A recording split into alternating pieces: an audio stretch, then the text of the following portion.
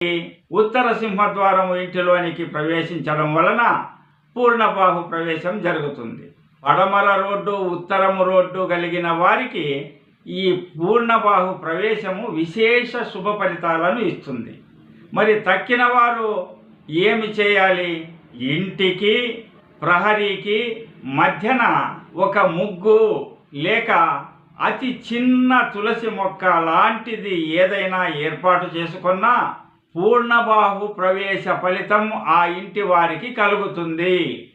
అందుకోసమే మన పూర్వీకులు మన ఇంటి సింహద్వారము ముందర ఆవు పేడతో అలికి ముగ్గులు వేసే పద్ధతిని ఏర్పాటు చేశారు. ఎందువల్లనగా ప్రహరీ గేటు నుండి నేరుగా ప్రవేశించకుండా ముగ్గును తొక్కకుండా కుడివైపు తిరిగి ఇంటిలోనికి వెళ్ళడం వలన పూర్ణబాహు ప్రవేశము జరుగుతుంది.